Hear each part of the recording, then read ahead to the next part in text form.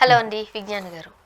మనకి ఒంట్లో బాగోపోతేను లేకపోతే కాస్త ఇబ్బందికరమైన పరిస్థితులు వచ్చినప్పుడు మనం వెంటనే డాక్టర్ దగ్గరికి వెళ్తాం. ఓ రకంగా చెప్పండి, ఇంట్లో బాగానే ఉంటారు, హాస్పిటల్కి వెళ్ళిన తర్వాత అక్కడ సిబ్బంది సరిగా లేకపోవడం వల్ల లేకపోతే నిర్లక్ష్యం అక్కడ వహించడం వల్ల ఏదో ఒక కారణంగా హాస్పిటల్కి వెళ్ళిపోయి చనిపోయిన వాళ్ళు కూడా చాలామందిని మనం చూస్తూ ఉంటాం. అండ్ ఈ హాస్పిటల్కి వెళ్ళినప్పుడు వాళ్ళు పెట్టే టెస్టులు, వాళ్ళు చేయించుకోమనే టెస్టులు, అక్కడ కూడా మనము మృత్యువాత పడుతూ ఉంటే ఏం చెప్పాలి? సాధారణంగా టెస్టులు చేస్తూ ఉంటారు, యూరిన్ టెస్ట్, బ్లడ్ టెస్ట్, ఇంతే కదా, లేకపోతే స్కాన్. దానికే చనిపోతారా అనే ఒకటి అనిపిస్తూ ఉంటుంది సాధారణంగా మనకి. బట్ ఇక్కడ హైదరాబాద్లోనే ఒక మహిళ టెస్ట్స్కో వెళ్ళే చనిపోయారు. ఏం జరిగింది? కేపీహెచ్బికి చెందినటువంటి మహిళ ఈవిడ సూర్యలక్ష్మి, పెద్ద ఆవిడ, ఒక 66 ఇయర్స్. మెడిక్విస్ట్ డయాగ్నోస్టిక్ సెంటర్కి వెళ్ళింది. మెడిక్విస్ట్ డయాగ్నోస్టిక్ సెంటర్లోకి వెళ్ళి తనకు కావాల్సింది ఏంటంటే సిస్టర్నోగ్రామ్ స్కాన్. ఈ సిస్టర్నోగ్రామ్ స్కాన్ ఏంటంటే మెదడుకి ఇక్కడ ఈ అంటే రక్త ప్రసరణ అయ్యే టైప్ ఆఫ్ ద్రవం వెళ్తూ ఉంటుంది, ఆ మధ్యలో ఉండేది. అంటే అది సరిగ్గా సరఫరా అవుతుందా లేదా, ఏమన్నా క్లాట్స్ ఉన్నాయా చూసేటువంటి స్కాన్.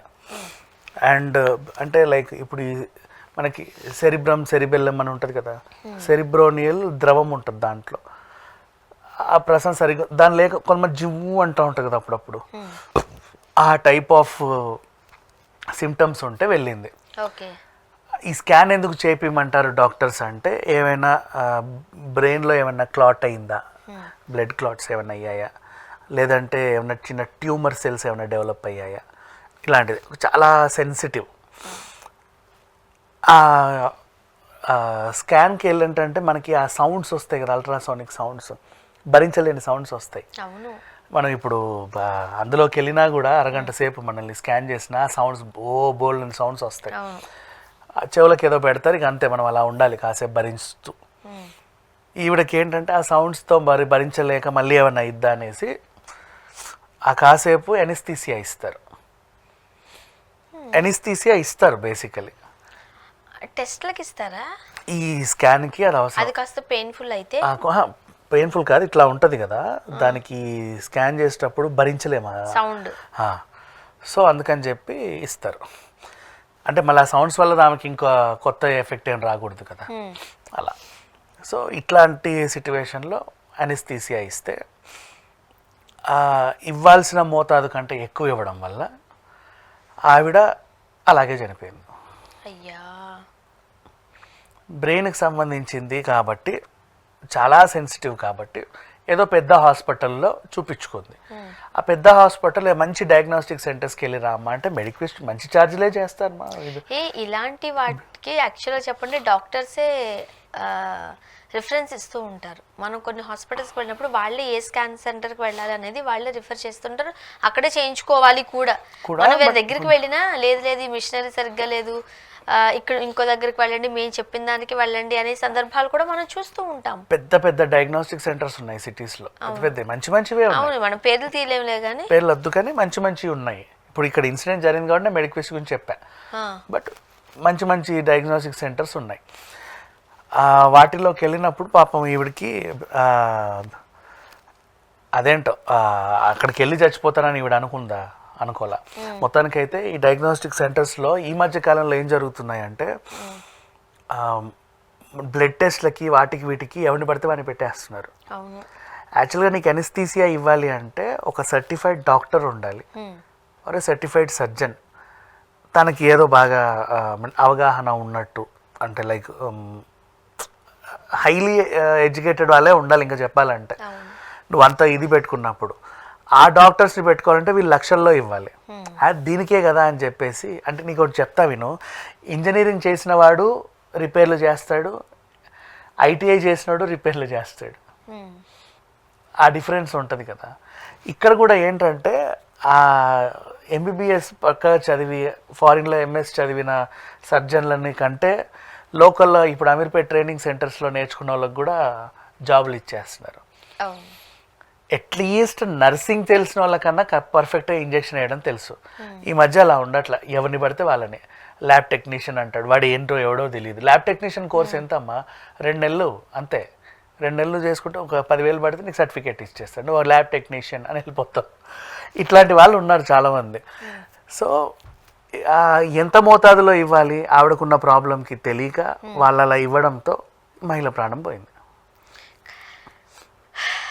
అసలు కొన్ని సందర్భాల్లో మనం ఏం మాట్లాడాలో కూడా అర్థం కాదు కదా. 66 ఏళ్ళు ఆమెకి ఆరోగ్యం బాగోక హాస్పిటల్కి వెళ్ళారు. అసలు డయాగ్నోస్టిక్ సెంటర్లో మరణాలు సంభవిస్తాయని చాలా రేర్ కండిషన్స్ కదా ఇవి. అసలు వినలేదు ఎప్పుడు కూడా కదా, నేనైతే నిజంగానే వినలేదు. ఇప్పుడు ల్యాబ్స్కి వెళ్ళినప్పుడు ఏ నీడిలో కాస్త తప్పుగా కూర్చోడము, దానివల్ల కాస్త ఇబ్బందికరమైన పరిస్థితులు, లేకపోతే బ్లడ్లో ఏదైనా ఇన్ఫెక్షన్ రావడం, ఇలాంటివి చిన్నవి చూసాం. కానీ మనం సినిమాల్లో చూసేవాళ్ళం, సర్జరీలు చేసి లోపల కత్తర్లు మర్చిపోయారంట, అది మర్చిపోయారంట. కామెడీ, నిజంగా కాదు. బట్ అసలు అంత ఈజీగా సింపుల్గా ఎలా చేయగలరు అనేది క్వశ్చన్. అండ్ ఇప్పుడు ఇంకోటి, మనకి సిటీలో ఈ డయాగ్నోస్టిక్ సెంటర్లు కూడా బాగా పెరిగిపోయాయి. అన్ని జాబులు చేసే వాళ్ళు కూడా లేరు బయట. అంటే ఉన్నారు, వీళ్ళ శాలరీకి పనిచేసే వాళ్ళు ఎవరు ఉండరు. ఎప్పుడో ఎవడో వస్తాడు కదా, రోజు లైన్ కట్టయితే రాడు కదా. వాళ్ళకి ఎందుకులే లక్షల జీతం ఇచ్చే డాక్టర్లు ఎందుకని చెప్పేసి 25కో 30కో వచ్చే వాళ్ళని పెట్టుకుంటారు. వాడు అంటే అందులో మంచి వాళ్ళు అంటే ఇట్స్ ఓకే, వాడు ఏం లేదు, ఇట్లా వస్తారా, ఇది పెట్టాలి, ఇది నొక్కాలి, తర్వాత ఈ సూది ఇక్కడ పడవాలి, అంతే. అర్థమైంది కదా, చెయ్యి. మనుషులు ప్రాణాలు అవి, ఇష్టం ఉన్నట్టు కోయడానికి ఎవడు, ఏం లేదు ఇక్కడ ఏదైంది ఇట్లా కోసావా, లోపల చద్దీసి మళ్ళీ కుట్లేసి, ఈ టైప్ ఆఫ్ జనాలు ఉంటున్నారు. ఈ ఒక మెడిక్విస్ట్ అనే చెప్పట్లా, బోల్డంత మందిలో నేను చూసా. ఇప్పుడు బ్లడ్ టెస్ట్లని ఇంటికే వస్తాము, 200 ఇవ్వండి 300 ఇవ్వండి, మీ ఒంట్లో ఉన్న రోగాలని మేము చెప్తామంటున్నారు. వాడు నిజంగా సర్టిఫైడ్ డాక్టరా కాదా తెలియట్లా. కిట్ పట్టుకొని వస్తున్నాడు, వాడి డ్యూటీ ఏంటి, పొడవడం, బ్లడ్ తీయడం, వేసేయడం. రక్త ఇవి ఉంటాయి కదా, రక్త బ్యాంకులు, బ్లడ్ బ్యాంకులు, అందులో కూడా బ్లడ్ తీసేవాళ్ళు చాలామందిని అన్ప్రొఫెషనల్ని చూశాను నేను. బ్లడ్ బ్యాంక్సే కదా, సింపుల్ ఎవడు పడితే వాళ్ళే అన్నట్టుగా అనుకుంటే సూది కూర్చోడమే. కానీ సెలైన్ ఎక్కించడం ఎంత కష్టం తెలుసా. నర్వ్స్ రావు. ఇప్పుడు నాలుగు వాళ్ళకి మీరు ఎంత వెతికినా అది త్వరగా రాదు. ఇలా ఇలా కొట్టి కొట్టి కొట్టి కొట్టి తీస్తారు. కొంతమంది చాలా ఈజీగా పెడతారు, అది వాళ్ళు ట్రైన్ అంతే. కొంతమంది ఇక్కడ తీస్తారు, కొంతమంది ఇక్కడ పెడతారు. ఇవి రెండు దొరకలేనప్పుడు కాళ్ళ నుంచి కూడా పెడతారు తెలుసా. నాకు తెలియదు, నాకు భయం అలాంటి చెప్పుకు, భయంకరమైనవి. సో నాకు బ్లడ్ అంటే భయం. సో ఇట్లాంటి సిచ్యువేషన్స్లో ఎవరిని పడితే వాడిని పెట్టేసుకుంటున్నారు. 10,000కి 15,000కి వచ్చే వాళ్ళని ఊరి నుంచి తీసుకురావడం, ట్రైనింగ్ ఇచ్చేసి, అక్కడ మేమే ట్రైనింగ్ ఇస్తాం, వచ్చిందా పని వచ్చేసింది, చేయిపో, ఏం చేస్తారు. ఇప్పుడు ఆవిడ అక్కడ చనిపోయింది కరెక్టే.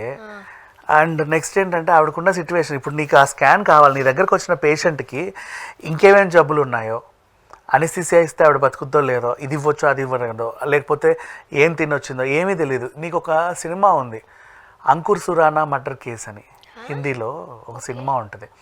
పిల్లోడు ఆపరేషన్ టైంలో వాడు బిస్కెట్స్ తింటాడు, చెప్పడు బిస్కెట్ తిన్నాను అని, దానివల్ల వాడు ప్రాణం పోవాల్సి వస్తుంది. ఆ డాక్టర్స్ ఏంటంటే తప్పు మా దగ్గర లేదు, పిల్లోడిలోనే ఏదో లోపం చనిపోయాడు అంటే, బట్ తల్లి పోరాడి లాస్ట్ కేసు గెలుస్తుంది. ఇట్లాంటి సినిమాలు కూడా ఉన్నాయి, అన్నీ చూసాం. కానీ ఇప్పుడు ఇది చూస్తే మనకి ఏమనిపిస్తుంది అంటే సిటీ స్కాన్లలో కూడా వెళ్ళడానికి కూడా భయపడుతున్నారు జనాలు. అంటే హాస్పిటల్స్లో ఉండవు మావి, పెద్ద పెద్ద హాస్పిటల్స్లో కింద సెల్లార్లో ఉంటుంది వెళ్ళండి అంటారు, కానీ మోస్ట్లీ అన్ని హాస్పిటల్స్లో ఉండవు. వీటికి సపరేట్ ఒక డయాగ్నోస్టిక్ ఇప్పుడు కొంచెం పెద్ద హాస్పిటల్స్ అయితే మనం కొంచెం ధైర్యంగా చేయించుకోవచ్చు. లేదనుకోండి, ఇప్పుడు మనం ఒక రకంగా చెప్పాలంటే మేనేజ్ చేయగలరు, అంటే మిడిల్ క్లాస్ వాళ్ళు కూడా దాన్ని బేర్ చేయగలిగేలాగా మంచి డయాగ్నోస్టిక్ సెంటర్స్ కూడా ఉన్నాయి. మనం పేర్లు ప్రమోట్ చేయలేము కాబట్టి మనం మాట్లాడట్లేదు, చాలా ఉంటాయి అవి కూడా. For example Vijaya diagnostics, complaint లేదు, బేర్ చేయగలుగుతాము, మరి అంత ఎక్కువేం ఉండవు. ఏంటో అండ్ ట్రస్ట్లు, నేను ఒక దగ్గర చేయించుకున్నాను, చెప్పొచ్చు తప్పలేదు. ట్రస్ట్లు ఉంటాయి కదా, ఈ చాలా మంది తెలియదు, నాకే తెలియదు. వాళ్ళు ఇంకా తక్కువకి చేసి, అదేంటిది ట్రస్ట్ ఏంటంటే మినిమం ఉండేదానికి ఎంఆర్ఐకి 10,000, 11,000, 12,000 చాలా తక్కువలో చేసే వాళ్ళు ఉన్నారు, పద్ధతిగా చేసే వాళ్ళు ఉన్నారు, అట్లాంటి వాళ్ళు కూడా ఉన్నారు. బట్ ఏంటో ఈమెకి అక్కడ రాసి పెట్టు, అలా రాసి పెట్టుంది. Bad luck. Thank you.